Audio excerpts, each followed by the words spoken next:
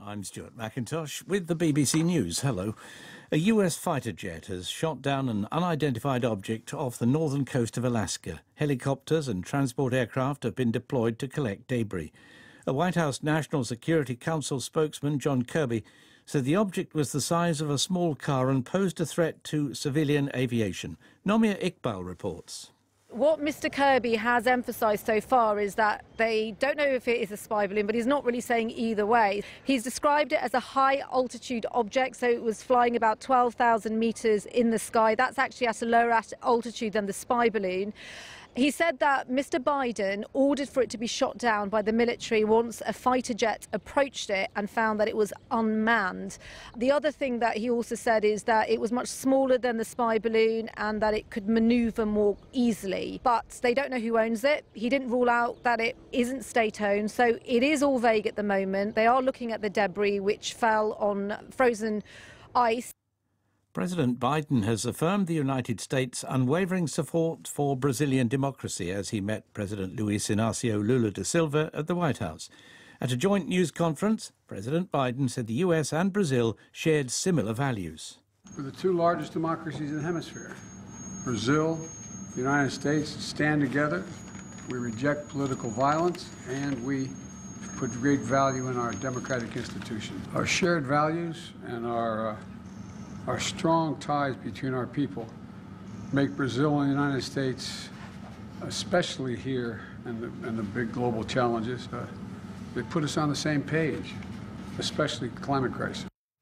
President Lula said he appreciated Mr Biden's support.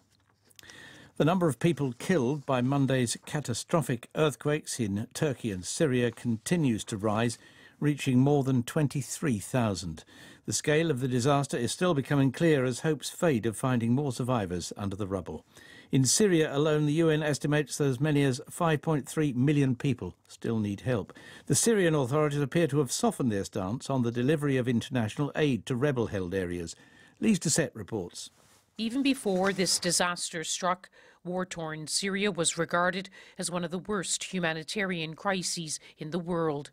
The situation has been especially dire in the last rebel-held enclave in the northwest, where urgent aid deliveries have been obstructed by the Syrian government and its powerful Russian ally.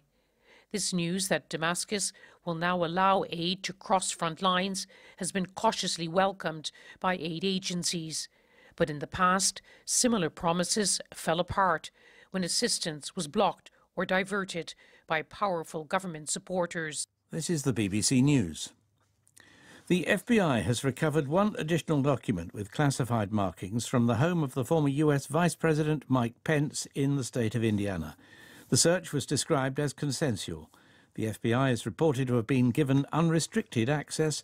Mr. Pence was not at home, but a member of his legal team was present. Spain has offered citizenship to more than 200 dissidents who were released by Nicaragua and deported to the United States. The Spanish foreign minister has said his government took the decision once it emerged that Nicaragua planned to declare them stateless. Francisco Aguirre Sacasa was one of the high-profile opposition figures who've been freed. His daughter, Georgina, told the BBC how she heard about her father's release. I had an inclination the night before. I was hearing rumblings. It wasn't confirmed, but I knew that something was happening. And then around 4 a.m. of the day when he was on that plane, I received word that, in fact, he was on the plane and he was heading to Dulles. Very surprising move, and we're obviously very thrilled that it played out that way, finally. An Iranian-French academic has been released from jail in Tehran after spending more than 3.5 years in prison.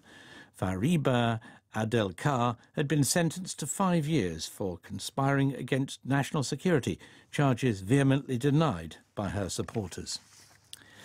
The British film director Hugh Hudson has died at the age of 86. His best-known work, Chariots of Fire, was a critical and commercial success, winning 4 Oscars. Hudson's next production, the Tarzan movie Greystoke, also earned Academy Award nominations.